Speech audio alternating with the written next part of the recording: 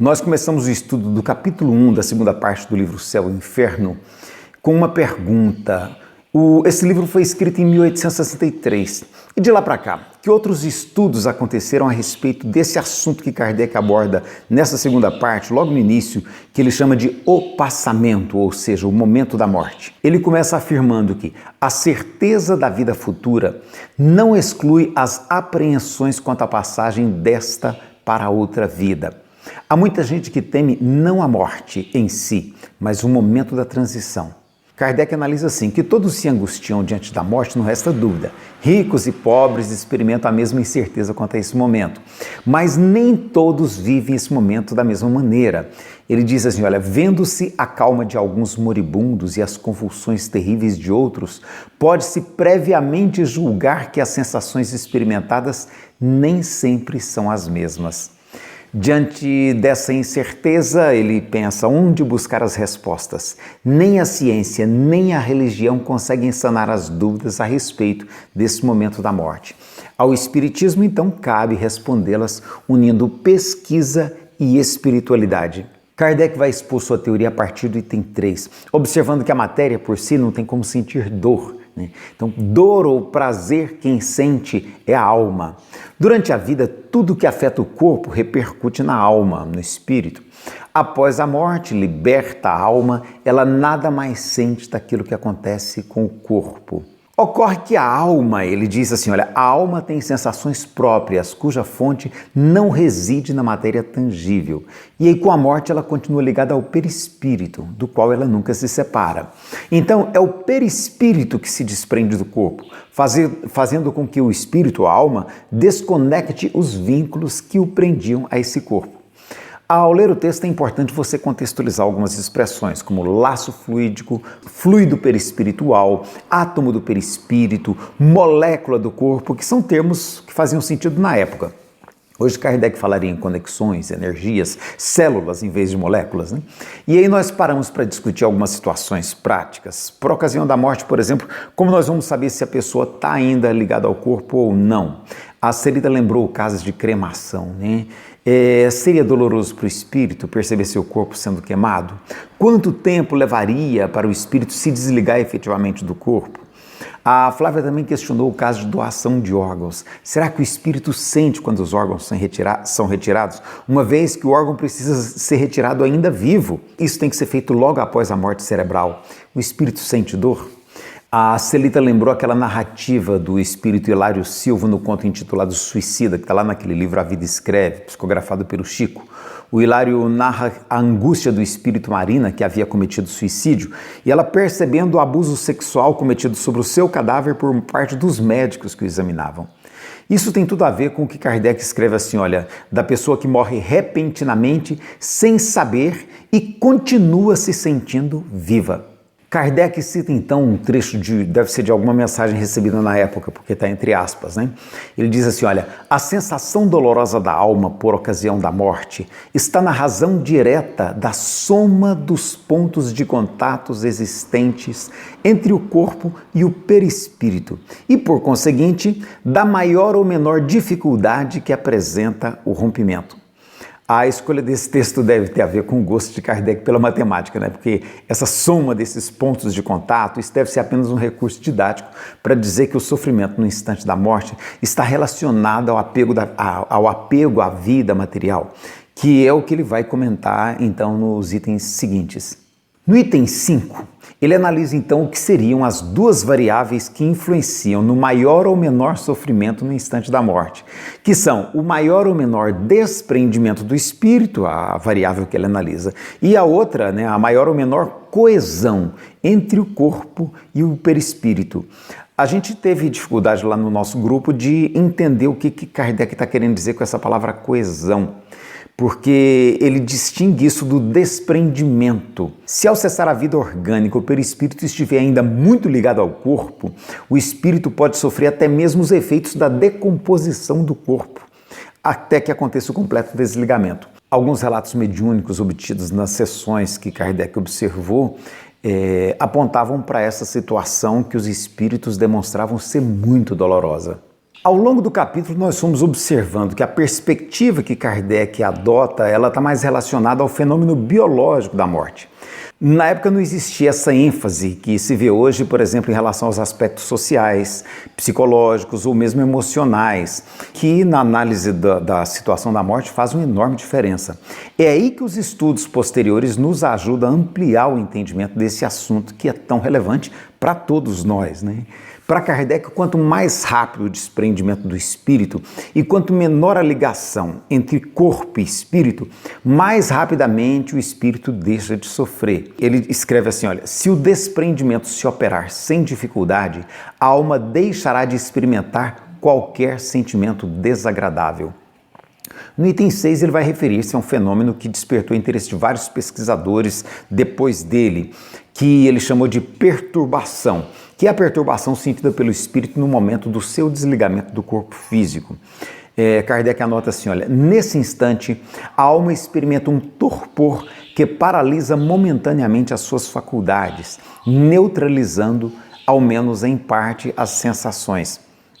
Essa perturbação, ele escreve, pode ser considerada o estado normal no instante da morte e perdurar por tempo indeterminado, variando de algumas horas a alguns anos. E aí tem narrativas muito interessantes nesse sentido. Esse estado de perturbação ele foi melhor estudado depois por Ernesto Bozzano, um pesquisador italiano que publicou o resultado de suas pesquisas em 1924 num livro intitulado A Crise da Morte. Ele observou que esse estado de perturbação, como Kardec chamava, apresentava uma característica comum que não havia sido destacada, pelo menos por Kardec, se é que ele percebeu. Os espíritos falavam de uma espécie de retrospectiva, uma reminiscência sintética de todos os acontecimentos da existência que se lhes acabava. Como se fosse uma espécie de um vídeo acelerado, uma visão panorâmica, ele usa esse termo, da vida, ele chama de o epílogo da morte. Esse fenômeno, inclusive, foi muito bem explicado em várias narrativas mediúnicas que ele apresenta, como essa aqui que eu vou ler para você. Olha, o Espírito diz assim, no momento da morte revi como num panorama os acontecimentos de toda a minha existência. Todas as cenas, todas as ações que eu praticara passaram ante o meu olhar como se houvessem gravado na minha mente em fórmulas luminosas. Nem um só dos meus amigos, desde a minha infância até a morte, faltou à chamada. Esse mesmo fenômeno também foi constatado recentemente mediante os estudos de EQM, experiência quase morte, do Dr. Raymond Moody, que fez o caminho inverso ao de Kardec e de Ernesto Bozzano.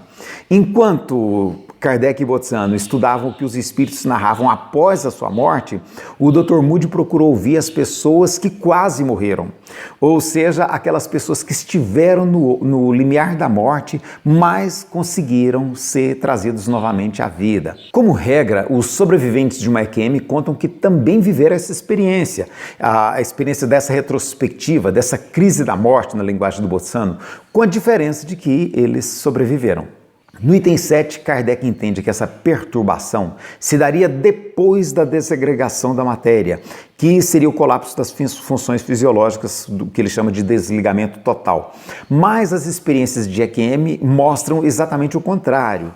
Essa perturbação, essa crise da morte, essa retrospectiva, acontece mesmo antes da morte definitiva do corpo, e não como Kardec pensava. Das observações que ele realizou ao longo de vários anos, ele constatou que, à proporção que se liberta, a alma encontra-se numa situação comparável à de um homem que desperta de um profundo sono. As ideias são confusas, vagas, incertas. A vista apenas distingue como que através de um nevoeiro, mas pouco a pouco se aclara. Desperta-se-lhe a memória e o conhecimento de si mesma. Bem diverso é, contudo, esse despertar.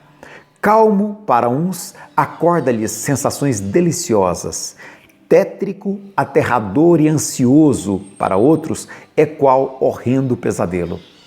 Quanto mais ligado à vida material for o espírito, mais difícil e penosa é a sua separação do corpo físico, conforme constatou Kardec. Ele comenta que há pessoas nas quais a coesão é tão fraca que o desprendimento se opera por si mesmo, como que naturalmente. É como se um fruto maduro se desprendesse do seu caule. E é o caso das mortes calmas de pacífico despertar, ele usa essa expressão. No item 8, nós tivemos dificuldade de materializar aquilo que Kardec entende por estado moral da alma e também por almas puras, né? Kardec entende que disso dependeria a maior ou menor facilidade no desligamento do espírito por ocasião da morte. Ele associa esse estado moral ao apego à matéria, ou seja, apego à vida material, aos gozos sensoriais. Ele diz assim, olha, ao contrário, nas almas puras que antecipadamente se identificam com a vida espiritual, o apego é quase nulo. A gente achou esses conceitos um pouco subjetivos, difíceis de a gente avaliar, mas tudo bem. Disso ele conclui que de nós somente depende o tornar fácil ou penoso, agradável ou doloroso esse desprendimento. Os estudos mais recentes nos mostram que nem tudo depende apenas da pessoa. A gente percebeu que há fatores sociais envolvidos. A Celita lembrou, por exemplo, das narrativas de Emmanuel a respeito da morte dos primeiros cristãos nos circos romanos. Ele conta que aquelas pessoas praticamente não sentiam dor porque eles conseguiam transcender espiritualmente aquele momento mediante cantos e orações que eles faziam em conjunto. O espírito de união ajudava a todos. E há registros muito interessantes também, como os da doutora Filó, que é a doutora Filomena Camilo do Vale, que relata casos de crianças que resistem em morrer, crianças terminais, até que sejam autorizadas pelas suas mães. A gente já viu também casos de pessoas que aguardam a chegada de um parente distante ou de um desafeto de quem eles desejam receber perdão. Isso demonstra que há aspectos emocionais e até mesmo aspectos sociais envolvidos nessa experiência da morte e que impactam diretamente no maior ou menor bem-estar do espírito durante esse momento que Kardec chama de passagem. Kardec comenta no item 9 que para a pessoa muito apegada à vida material, as convulsões da agonia são indícios da luta do espírito, que às vezes procura romper os elos resistentes, e de outras, se agarra ao corpo, do qual uma força irresistível o arrebata com violência. E realmente deve ser um desafio emocional muito intenso quando a pessoa tenta continuar vivendo, mas a vida lhe foge. Kardec comenta no item 10, quanto menos vê o espírito além da vida corporal, tanto mais se lhe apega, e assim sente que ela lhe foge e quer retê-la. Em vez de se abandonar ao movimento que o empolga, resiste com todas as forças e pode mesmo prolongar a luta por dias, semanas e meses inteiros. Eu me lembrei de um amigo aqui de Goiânia, um militão, depois de uma vida linda, de muito amor ao próximo, já muito idoso, fragilizado e enfermo, ele sentia que a morte não chegava. Ali deitado na cama, ele me disse um dia, Elias, morrer é muito difícil. Eu me lembrei também do caso da Dona Margarida Orbilon, né, que teve ela esclerose lateral amiotrófica e que definhou por 12 anos em uma cama. E era outra alma iluminada. Então a gente percebe que a gente não tem respostas suficientes para explicar todos esses casos. A Celita comentou que há uma singularidade para nascer e há uma singularidade para morrer. Cada experiência de morte parece ser única e o maior ou menor sofrimento da pessoa, a gente percebe que ele depende da conjugação de uma série de fatores biológicos, como é o caso das enfermidades, sociais envolvendo cultura, família, assistência médica, psicológicos que envolvem a própria experiência de vida da pessoa, os sentimentos de culpa, traumas que ela possa ter desenvolvido, aspectos emocionais que têm a ver com o modo como estão ajustadas as relações afetivas naquele momento específico da morte. Enfim, a gente observou que são vários fatores, todos eles muito complexos e todos eles precisam ser considerados se a gente pretende compreender a situação do espírito no momento da morte. Do item 9 em diante, Kardec vai analisar a influência do gênero de morte sobre as sensações da alma nos últimos transes. A divisão que ele faz é bem simples, os casos de morte natural e os casos de morte violenta. Ele considera que na morte natural as forças se extinguem em função da velhice ou da doença. Nesses casos, a separação da alma e do corpo se opera gradualmente. Ele escreve assim, olha, para o homem cuja alma se desmaterializou e cujos pensamentos se destacam das coisas terrenas, o desprendimento quase se completa antes da morte real. Kardec comenta que em muitos casos o espírito chega a acompanhar, fora do corpo, o cessamento final da vida.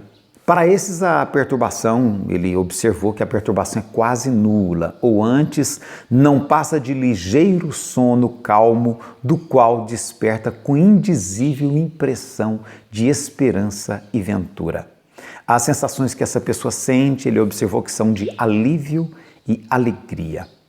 A partir do item 12, Kardec vai descrever as sensações que acompanham os espíritos nos casos de morte violenta. Ele começa comentando que, na morte violenta, as sensações não são precisamente as mesmas. Como a vida orgânica se encontra em todo o seu vigor, não há nada que possa estar promovendo o desprendimento do espírito. E aí ele escreve, a vida orgânica em plena exuberância de força é subitamente aniquilada. Nestas condições, o desprendimento só começa depois da morte e não pode completar-se rapidamente. O espírito, colhido de improviso, fica como que aturdido e sente e pensa e acredita-se vivo, prolongando-se esta ilusão até que compreenda o seu estado. Isso ficou muito bem retratado naqueles filmes Ghost, O Sexto Sentido, que você deve ter visto, Os Outros, com a Nicole Kidman, que são excelentes estudos de caso, muito bem fundamentados por sinal.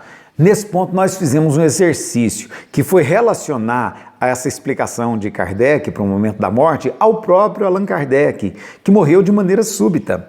Ele morreu vítima de um aneurisma cerebral. Ele nem imaginou que passaria por essa experiência. E aí a gente ficou perguntando, como será que ele reagiu em espírito? Ele que ainda tinha tantos projetos, ele que ainda pretendia escrever pelo menos mais 3 livros e que deixou a vida muito novo. Veja que ele desencarnou aos 64 anos, né? Hoje eu estou com 63. Nós ficamos nos perguntando sobre como é morrer assim quando você não está esperando. A mãe da Celita acha que esse é o melhor tipo de morte, como ela disse, é pabife, né? Pode ser se a pessoa for preparada, mas e se não for? Kardec observa que para o espírito que é muito apegado à vida material, nem mesmo a morte o liberta. A perturbação continua, ele sente que vive, mas não define se material, se espiritualmente. Luta e luta ainda até que as últimas ligações do perispírito se tenham de todo rompido.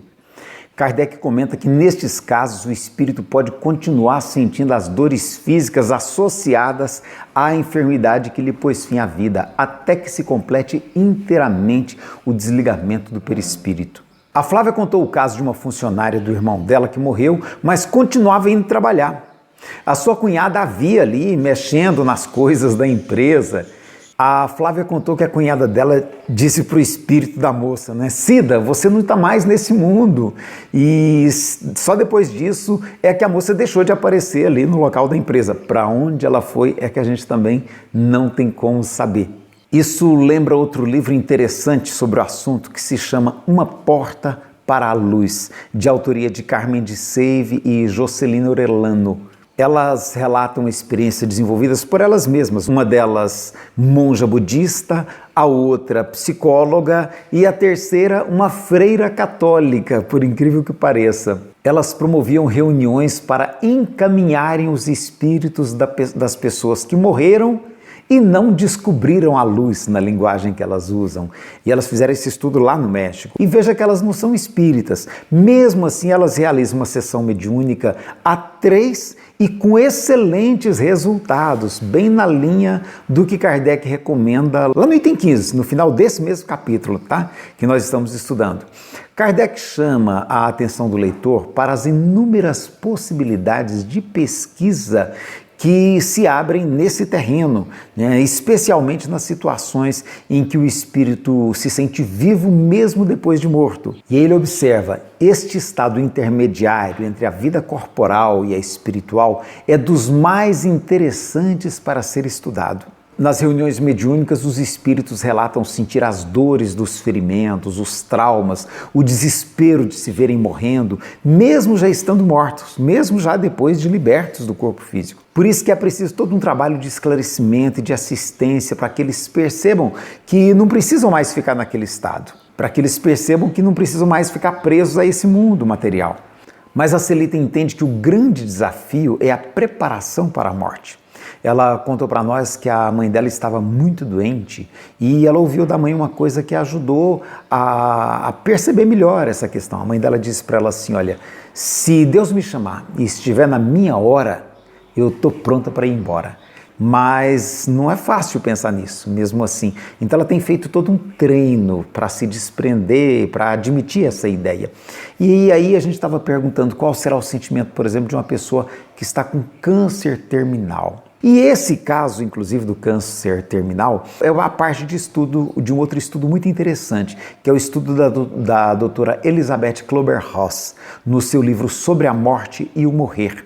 Ela realizou um estudo com pacientes terminais e descobriu que eles têm muito a ensinar para médicos, para enfermeiros, para os próprios familiares. Porque existem aspectos na morte que são culturais. Nossa sociedade, por exemplo, desaprendeu de lidar com a morte. A gente quase sempre abandona as pessoas na UTI para que elas morram sozinhas, abandonadas, longe da companhia exatamente das pessoas que elas mais amam. A vida na nossa sociedade moderna passou a ser objeto de comércio.